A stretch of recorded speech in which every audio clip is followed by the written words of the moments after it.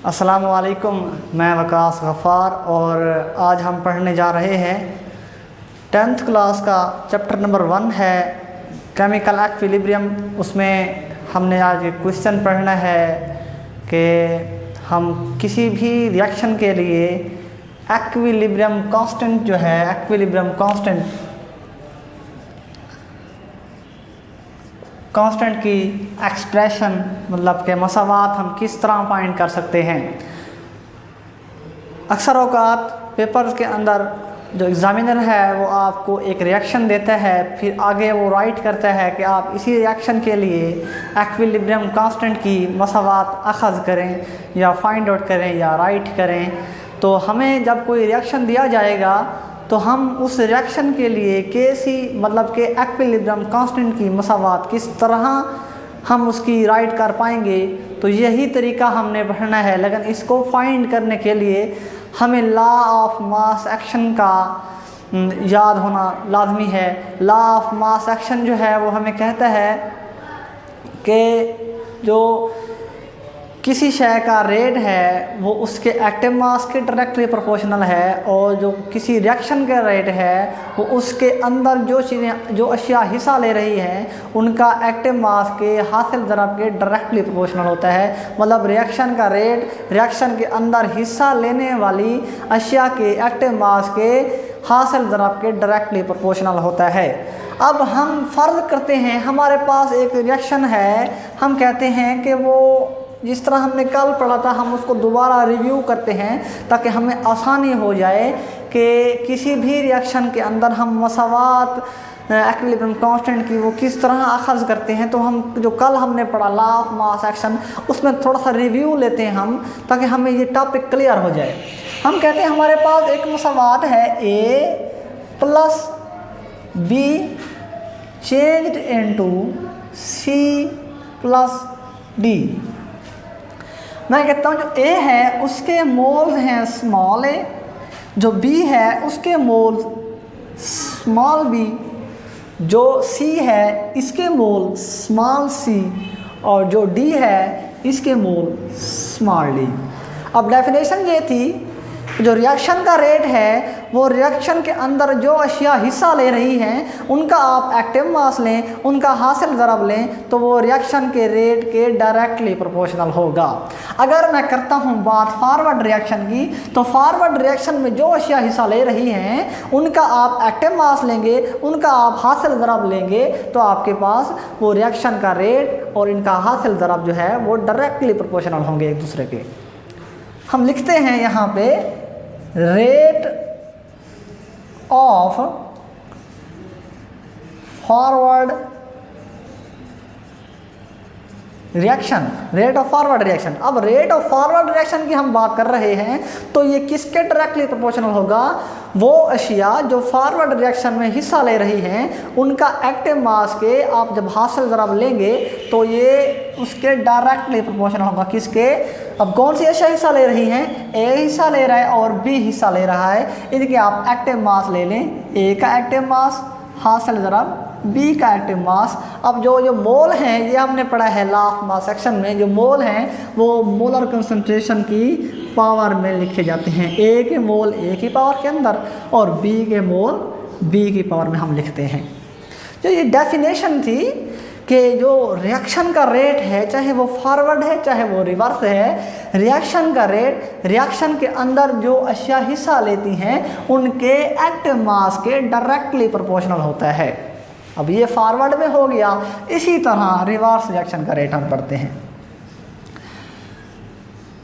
Rate of reverse reaction. अब rate of reverse reaction directly proportional होगा किसके? कि जो अशिया रिवर्स रिएक्शन में हिस्सा ले रही हैं इनके एक्टिव मास के हासिल ज़रब के।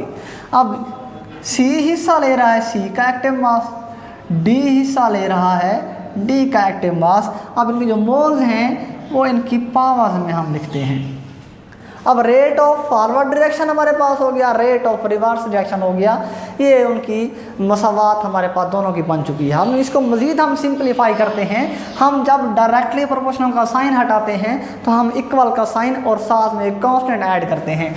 रेट ऑफ फॉरवर्ड रिएक्शन मैं कहता हूँ कि आर से रेट है, फॉरवर्ड है तो एफ जो है ये फॉरवर्ड रिएक्शन को ज़ाहिर करता है। रेट ऑफ फॉरवर्ड रिएक्शन हमने डायरेक्टली प्रोपोर्शनल का साइन हटाया, इक्वल का साइन ऐड करेंगे, साथ में एक कांस्टेंट ऐड करेंगे, कांस्टेंट के रिएक्शन फॉरवर्ड है तो हमने एफ लिख दिया और साथ में ए की molar concentration power A, B की मोलर कंसंट्रेशन पावर बी। इसी तरह rate of reverse reaction R से रेट स्मॉल आर से रिवर्स रिएक्शन, हमने प्रोपोर्शनैलिटी का साइन हटाया, इक्वल का साइन लगाया, साथ में एक कांस्टेंट ऐड किया, रिएक्शन रिवर्स है तो हम स्मॉल आर लिख देंगे इसके साथ। और ये सी की molar concentration power C, D की मोलर कंसंट्रेशन पावर डी। अब हमने पढ़ा है एक्विलिब्रियम के अंदर जो फॉरवर्ड रिएक्शन है और जो रिवर्स रिएक्शन है इनके रेट्स बराबर होते हैं। हम कहते हैं R F is equal to R R. अब ये जो चीज़ें हैं इनकी वैल्यूज़ आप पुट कर दें, आर एफ की वैल्यू ये है, आर आर की वैल्यू ये है, तो इसको आप उठा के इसी मसावात में ये वैल्यूज़ पुट कर दें। आर एफ की जगह हम ये वैल्यू पुट कर रहे हैं के एफ ए की पावर ए और बी की power B is equal to K R C की पावर सी, डी की पावर ए डी। अब हम इसको मज़ीद सिंप्लीफाई करते हैं, हम आर के आर को इस तरफ ले आते हैं और ए और बी को इस तरफ लेके जाएंगे। अब के आर वहाँ पे मल्टीपल हो रहा है, जब हम इसको इस साइड पे ले आएंगे तो ये के एफ से डिवाइड होगा, K F by K R is equal to, अब ये दोनों चीज़ें यहाँ ज़रब हो रही हैं, वहाँ जाकर तकसीम हो जाएंगी।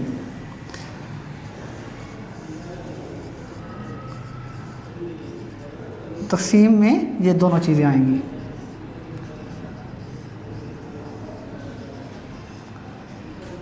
सॉरी यहाँ पे बी हम लिखेंगे, तो ये हमारे पास इस तरह की बन चुकी है शक्ल। अब देखो के एफ जो है ये भी कांस्टेंट है, के आर ये भी कांस्टेंट है, कांस्टेंट बाई कांस्टेंट हमारे पास एक कांस्टेंट ही होता है, तो हम कहते हैं जो के एफ है बाई के आर है ये एक के सी के इक्वल है। के सी हमारे पास एक्विलिब्रियम कांस्टेंट कहलाता है, एक्विलिब्रियम कांस्टेंट के सी, तो हम इसकी जगह लिखते हैं के सी, तो के सी इज इक्वल टू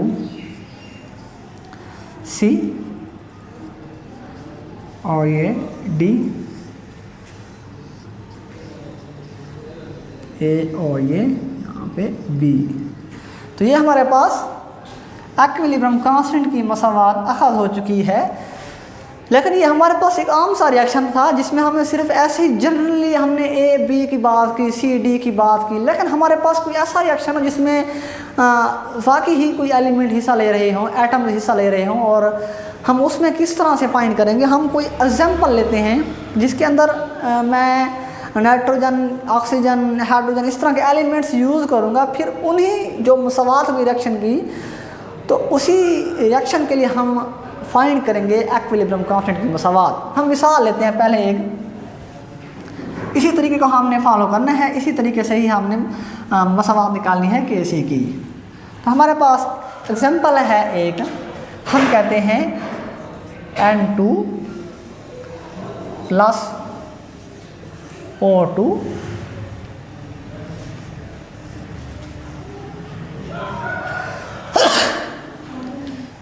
जो चेंज हो गया ये 2NO, तो ये N2 नाइट्रोजन और ऑक्सीजन ने रिएक्ट किया और इन्होंने 2NO बना दिया, एक सिंपल सा रिएक्शन है। अब इस रिएक्शन के लिए हमने एक्विलिब्रियम कांस्टेंट की मसावात अखज़ करनी है। तो इस रिएक्शन को सॉल्व करने से पहले मैं कुछ चीज़ें आपको बता दूं कि इसके N2 के नंबर ऑफ मोल्स नहीं हैं, एक नंबर ऑफ मोल है, एक। यहाँ पे हम लिखते हैं एक, मतलब एक लिखे ना लिखे उससे कोई फ़र्क नहीं पड़ता। इसी तरह जो O2 है इसके जो नंबर ऑफ मोल्स हैं वो हमारे पास वो भी एक है, वो इसके साथ एक हम लिखें या ना लिखें इससे फ़र्क नहीं पड़ता। लेकिन जो NO है इसके नंबर ऑफ मोल 2 हैं, ये आप यहाँ देख सकते हैं, ये नंबर ऑफ मोल्स हैं। ये स्टार्ट में जो लिखे होते हैं नंबर ऑफ मोल्स होते हैं, तो इसके नंबर ऑफ मोल 2 हैं। और हमने पढ़ा है लॉ ऑफ मास सेक्शन के अंदर कि नंबर ऑफ मोल्स को हम हमेशा पावर्स के अंदर लिखते हैं। तो हम शुरू में क्या करेंगे, हम rate of forward reaction find करेंगे, फिर हम rate of reverse reaction find करेंगे, फिर दोनों के रेट्स को इक्वल करेंगे, फिर हमारे पास Kc की मसावत आएगी। तो किस तरह करना है हमने, आइए देखते हैं। हम कहते हैं शुरू में rate of forward reaction, rate of forward reaction हम कहते हैं डायरेक्टली प्रोपोर्शनल है किसके, कि जो अशिया फॉरवर्ड रिएक्शन में हिस्सा लेंगी उनके एक्टिव मास के हासिल ज़रब की। अब फॉरवर्ड रिएक्शन में N2 और O2 हिस्सा ले रहे हैं, तो हम इसके एक्टिव मास के हासिल ज़रब के इस फॉरवर्ड रिएक्शन को डायरेक्टली प्रोपोर्शनल करेंगे। तो N2 का एक्टिव मास, O2 का एक्टिव मास, ये इनका हासिल ज़रब लिया हमने, ये डायरेक्टली प्रोपोर्शनल है फॉरवर्ड रिएक्शन के रेट के। इसी तरह हमारे पास रेट ऑफ रिवर्स रिएक्शन है। अब rate of reverse reaction directly proportional होगा उन अशिया के कि जो अशिया रिवर्स रिएक्शन में हिस्सा ले रही हैं उनका एक्टिव मास लें, उसका हासिल ज़रब लें। अब एक ही शय है जो रिवर्स रिएक्शन में हिस्सा लेगी, वो NO है, तो हम कहते हैं कि इसका हासिल ज़रब हम किससे लें, अकेला ही हम NO का एक्टिव मास लिखेंगे, वो डायरेक्टली प्रोपोर्शनल होगा रेट ऑफ रिवर्स रिएक्शन के। तो rate of reverse reaction directly proportional है NO के एक्टिव मास के। अब जो मोल हैं इसके 2, ये हम NO की पावर में लिखते हैं, ये हमने पावर में वहाँ लिख दिए। अब मज़ीद हम क्या करते हैं, हम कहते हैं जो रेट है वो हम उसको R से ज़ाहिर करते हैं, फॉरवर्ड रिएक्शन RF, मतलब कि रेट ऑफ फॉरवर्ड रिएक्शन हमने डायरेक्टली प्रोपोर्शनल का साइन जब हटाएंगे हम, तो हम इक्वल का साइन लगाएंगे और साथ में एक कांस्टेंट ऐड करेंगे K। अगर रिएक्शन फॉरवर्ड है तो हम कहते हैं KF, ये फॉरवर्ड कांस्टेंट है। फिर N2 का मोलर मास या मोलर कंसंट्रेशन और O2 की मोलर कंसंट्रेशन, ये एज इट इज़ हमने लिख दी। साथ में rate of reverse reaction R से रेट, स्मॉल r से रिवर्स, और डायरेक्टली प्रोपोर्शनल हटाया, इक्वल का साइन लगाया, साथ में कांस्टेंट ऐड किया। और रिवर्स रिएक्शन है तो हम यहाँ पे R लिखेंगे स्मॉल, और N2 NO की पावर 2 हम लिखेंगे यहाँ एज इट इज़। अब हमने ये भी पढ़ा है रेट ऑफ फॉरवर्ड रिएक्शन और रेट ऑफ रिवर्स रिएक्शन दोनों इक्वल होते हैं। तो हम लिखते हैं rate of forward is equal to rate of reverse, दोनों इक्वल हैं। अब जो रेट ऑफ फॉरवर्ड है इसकी जगह हम ये वाली वैल्यू पुट कर देंगे, जो रेट ऑफ रिवर्स है इसकी जगह हम ये वाली वैल्यू पुट कर देंगे। तो कैसे देखते हैं जी, KF N2 O2 is equal to KR NO की पावर 2। अब हम क्या करेंगे, नेक्स्ट स्टेप में क्या करेंगे कि हम KR को यहाँ ले आएंगे और इन दोनों को हम साइड पे ले जाएंगे। तो KR वहाँ मल्टीपल हो रहा है, यहाँ पे डिवाइड हो जाएगा आगे, ये दोनों यहाँ पे ज़रा बोल रहे हैं तो वहाँ पे जाके डिवाइड हो जाएंगे। तो KF बटा KR या KF divided by KR is equal to NO power 2 by N2 O2। अब हमें पता है जो KF है बाई KR है ये KC के इक्वल है, तो हम लिखते हैं यहाँ पे implies that KC is equal to NO power 2 by N2 O2। तो ये हमारे पास एक्विलिब्रियम कांस्टेंट की मसावात अखज़ कर ली है हमने। इस रिएक्शन के लिए हमने एक्विलिब्रियम कांस्टेंट की मसावात अखज़ कर ली है।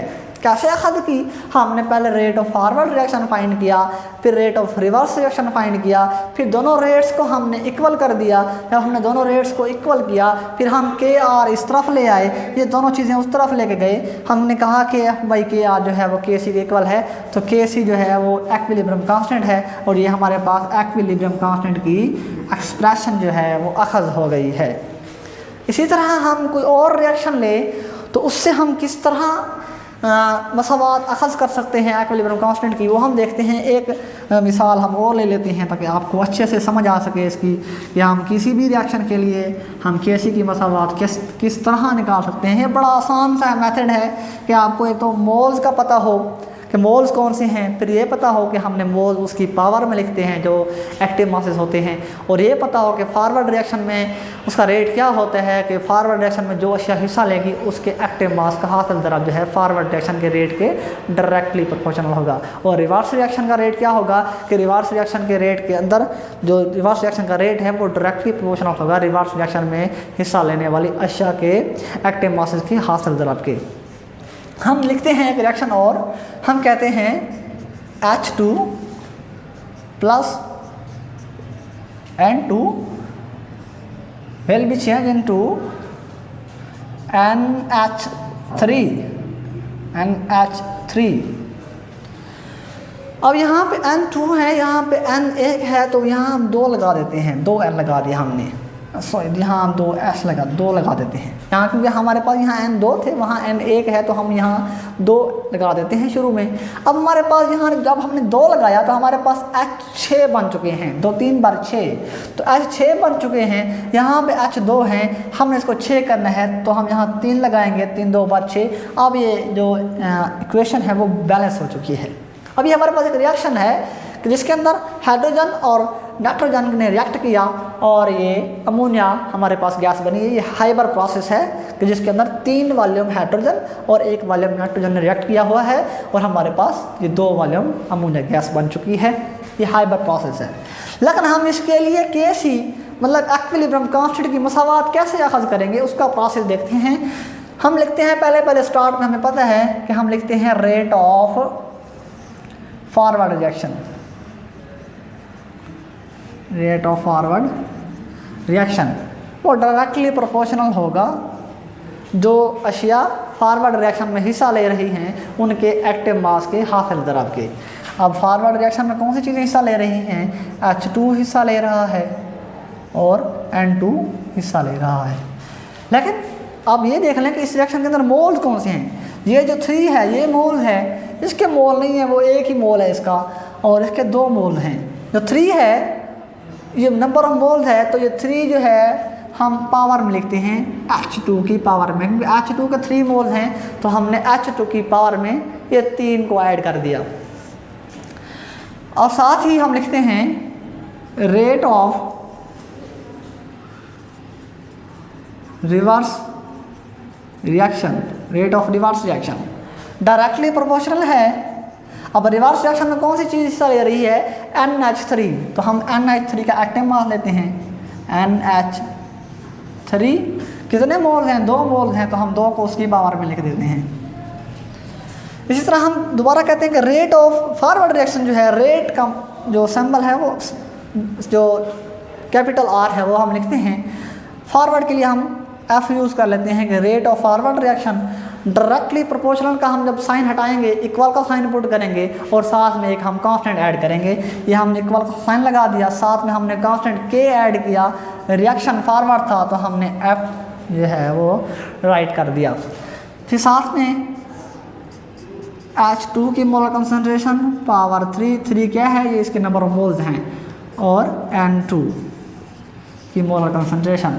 इस तरह rate of rate of reverse reaction जो है, रेट R से रिवर्स है तो small r, rate of reverse reaction directly proportional का साइन हटाएंगे, इक्वल का साइन पुट करेंगे, साथ में एक कांस्टेंट ऐड करेंगे। रिएक्शन जो है वो रिवर्स है तो हम स्मॉल r लिखेंगे, साथ में रिवर्स कांस्टेंट हो गया। इस तरह साथ में NH3 की मोलर कंसंट्रेशन की पावर 2 ये एज इट इज लिख दिया हमने। अब हमें पता है कि रिवर्स रिएक्शन का रेट और फॉरवर्ड रिएक्शन का रेट और रिवर्स रिएक्शन का रेट दोनों बराबर होते हैं एक्विलिब्रियम के अंदर, तो हम लिखते हैं R F is equal to R R. अब हम आर एफ की जगह ये वाली वैल्यू पुट कर देंगे और आर की जगह ये वाली वैल्यू पुट कर देंगे। अब आर एफ की वैल्यू ये है के F H 2 power 3 N2 is equal to KR NH3 power 2। अब हमने क्या करना है के आर हम इस तरफ लेके आएंगे, ये दोनों चीज़ें हम H2 और N2 उस तरफ लेके जाएंगे। के आर वहाँ ज़रब हो रहा है तो यहाँ पे आकर तकसीम होगा K F by K R is equal to NH3 power 2 by H2 power 3 N2। अब हमें पता है जो के एफ बाई के आर है ये दोनों कांस्टेंट हैं और हमें ये भी पता है कि के F by K are equal to के सी, तो हम इसकी जगह के सी ऐड करेंगे। हम कहते हैं कि implies that K C is equal to NH3 power 2 H2 power 3 N2। तो ये हमारे पास मसावात बन चुकी है। इस रिएक्शन के लिए हमने उसकी इक्विलिब्रियम कांस्टेंट की मसावात हमने अखज़ कर ली है।